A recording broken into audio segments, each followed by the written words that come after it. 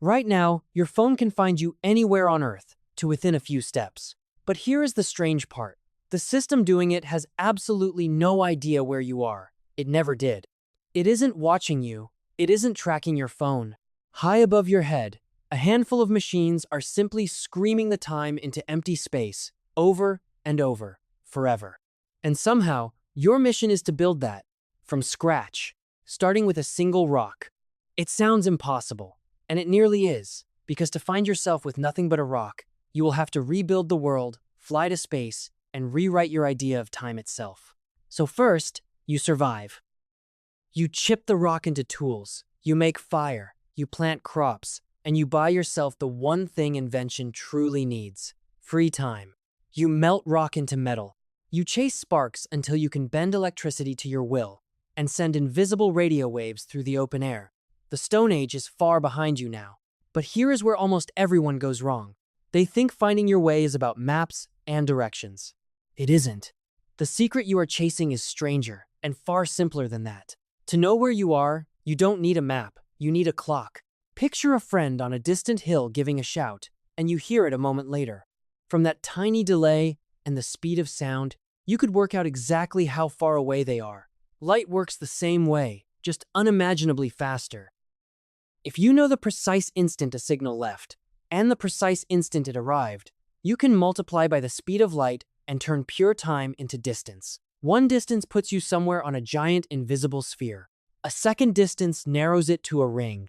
A third pins you to a single point, standing on the surface of the Earth.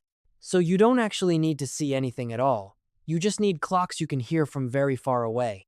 And the best place to put them, where half the planet can listen at once, is the sky. Which means your little rock has one more mountain to climb. You have to reach space. So you push your tech tree to its breaking point.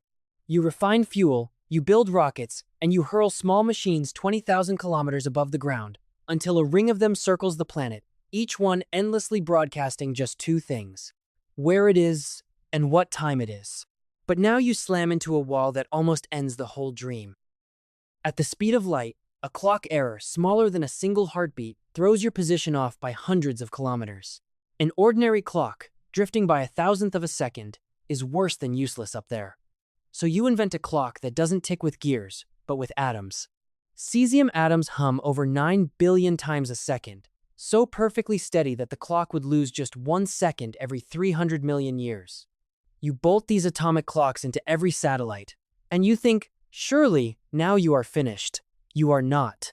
Because now the universe itself fights back. Up in orbit, time does not flow the way it does on the ground, Einstein warned you.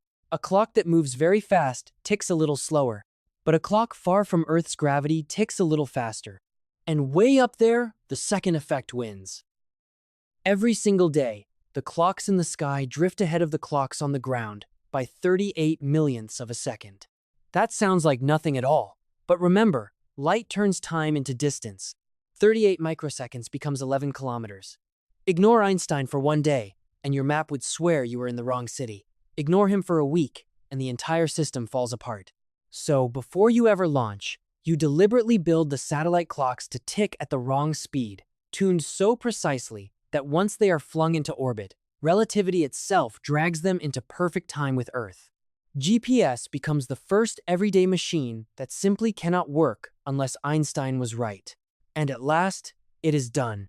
You hold up your receiver, born from a rock, and it quietly whispers your place on the planet.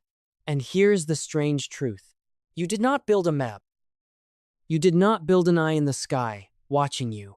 You built the most precise clock ever made, copied it, and scattered the copies across the heavens.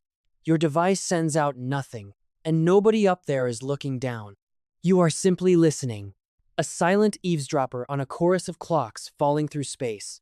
You find yourself not by being seen, but by hearing time itself, bent by motion and by gravity, arriving a few billionths of a second late. And none of it began as a convenience. It started as a secret military system, built to guide missiles and soldiers. The world only got to share it after a passenger plane, lost without it, wandered into forbidden sky, and was shot from the air, with everyone aboard. We turned a tool made for finding targets into the quiet voice that keeps the rest of us from ever being lost. A billion people now lean on this every day. It guides ships and planes, times the world's money, and keeps the internet itself in step, all from a whisper of time out of the sky. And the very first thing you will do with this impossible, relativity-defying miracle, 10,000 years in the making, is use it to avoid a traffic jam.